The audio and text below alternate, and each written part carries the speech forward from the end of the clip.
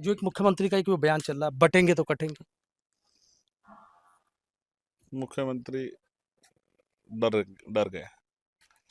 अच्छा, आप मुझे बताओ, सत्ता के सर्वोच्च पद पे बैठा व्यक्ति जो 7 साल से मुख्यमंत्री है, वो किसी को ये कहे जिसके पास पुलिस हो, एडमिनिस्ट्रेशन हो, हम्म, इंटेलिजेंस हो, सारा स्ट्रक्चर हो, हम्म, सारा कोर्स हो, सब कुछ जिसके पास हो, कहे कि भाई आपको, जैसे कहावत है हमारे यहाँ, क्या था भाई साहब, गांव में कहते थे कि भाई एक आदमी को आदत थी ऐसे कि भाई भेड़िया आ जाए, भेड़िया आ गया, भेड़िया आ गया, तो लोग उसकी बातों में आ जाते थे। हम्म, बाद में जाके देखते तो लोगों का मजाक उड़ाता था, कह रहे मैं तो मजाक कर रहा था। ऐसे एक दिन भेड़िया आ ही गया सच में। तो मैं ये कह रहा हूँ, कहानी का सार ये है कि मुख्यमंत्री सर्वोच्च पद पे बैठ के कह रहे हैं कि भाई डर जाओ। हम्म, वो ये बातें इसलिए कहते हैं कि रोजगार पे बात ना हो, महंगाई पे बात ना हो, किसानों की आमदनी पे बात ना हो, महिला सुरक्षा पे बात ना हो, महिला सम्मान पे बात ना हो, जो वो निजीकरण कर रहे हैं, 15 बस स्टैंड बेच दिए हैं, हम्म, उस पे बात ना हो, 1 लाख, 1,40,000 शिक्षक भर्ती के जो हैं, शिक्षक जो है घर बैठे हैं, भर्ती के रिक्त पद खाली है, इस पे बात ना हो, 27,000 हम्म, स्कूल बंद करने की वो का जो है कहावत चल रही है, उस पे बात ना हो, तो बुनियादी मुद्दों पे बात ना हो, हम्म, इसलिए वो इस तरह की भाषा का प्रयोग करते हैं। जनता समझदार है, उनकी बातों में नहीं आने वाली, यही रह रही है, देश कब से है, हम्म, तब भी लोग रह रहे थे, कोई कट नहीं रहा था, कोई बट नहीं रहा था, हमने तो बहुत लंबे समय तक जुल्म साहब व्यवस्था के आधार पे, हम्म, तो भी हम लोग देश के साथ खड़े रहे। हम्म, मैं आपको लब्बो लबाब ये कहता हूँ, ना हम कटेंगे ना हम बटेंगे, हम्म, और हमने नारा दिया है, पढ़ेंगे और आगे बढ़ेंगे, और सबके साथ, सबको साथ लेकर देश के विकास में हिस्सेदारी करेंगे, इसी नारे के साथ, क्योंकि मैं बिना पढ़े तरक्की नहीं हो सकती, तो पढ़ाई के रास्ते के साथ हम लोग जो एजुकेशन को प्रायोरिटी देके हम लोग आगे बढ़ेंगे। रही बात मुख्यमंत्री की, वो कोई नारे लगाने, लेकिन जवाब उनको देना पड़ेगा, क्योंकि अब उनसे सवाल पूछे जाने लगे। जवाब नहीं दिया उन्होंने हम्म, कि SC ST के कितने जो है कर्मचारियों को, क्लास 1 से लेकर क्लास 4 तक कितनों को रिप्रेजेंटेशन दिया है उन्होंने, मैंने पूछा था पत्र के माध्यम से। पाल, प्रजापति, कश्यप, सैनी, मौर्य, साक्य, कुशवाहा, बिंद, राजभर, केवट, मल्ला, यादव, गुर्जर, हम्म, जाट, सैनी, कितने जो है IAS है, कितने IPS हैं, इस समय जो है पोस्टिंग है, कितने थानेदार हैं, कितने SHO, मुसलमान कितने SHO हैं, हम्म, कितने CO हैं, कितने SSP है, हम्म, कितने DM हैं, कितने प्रमुख सचिव हैं, बताए सरकार। अभी तो बहुत कुछ सरकार को जवाब देना है।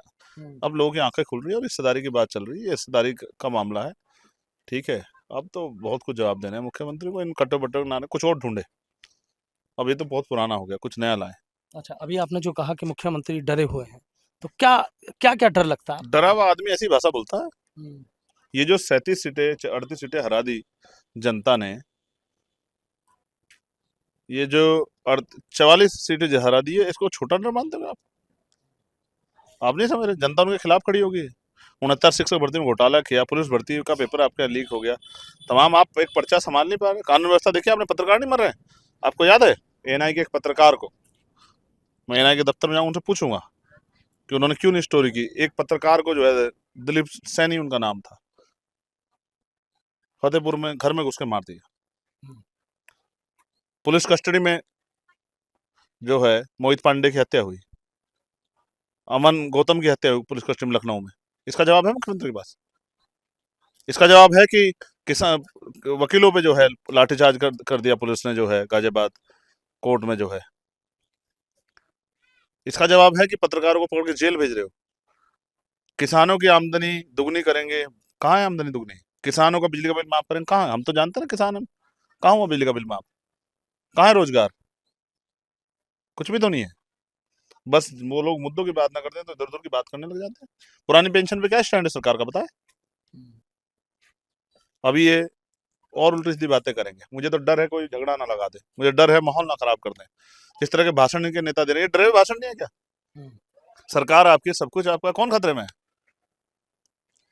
महंगाई से जनता खतरे में है, रोजगार बेरोजगारी से नौजवान खतरे में है, डर से महिला खतरे में है, ये नहीं बताएंगे? ये खतरे, कोई खतरे में नहीं है, और ना ही कोई किससे कमजोर है, सब लोग मिलकर देश के साथ आगे बढ़ना चाहते हैं, सबको प्रेम पसंद है, सब, किसी को झगड़ा पसंद ही नहीं है। मायावती का ये कहना कि बसपा से जुड़ेंगे तो आगे बढ़ेंगे। लंबे समय जुड़े रहे, हम सब लोग जुड़े रहे, हमारे पीढ़ी दर पीढ़ी जुड़े, एक सीमा तक आगे बढ़े, उसके बाद अब रुक गए। 2012 के बाद कहाँ आगे बढ़ रहे हैं? हम्म, अब तो पीछे पीछे जा रहे हैं। अब तो समाज समझदार हो गया है। मैं जी हमारी बड़ी नेता, मैं उनका दिल से सम्मान करता हूँ और जीवन भर करता रहूंगा जब तक वो जीवन, मैं तो उनके लिए लंबी आयु की मंगल कामना करता हूँ।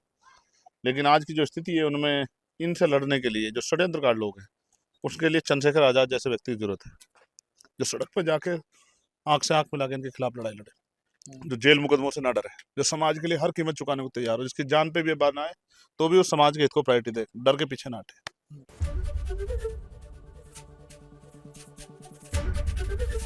एबीपी गंगा, खबर आपकी, जुबान आपकी।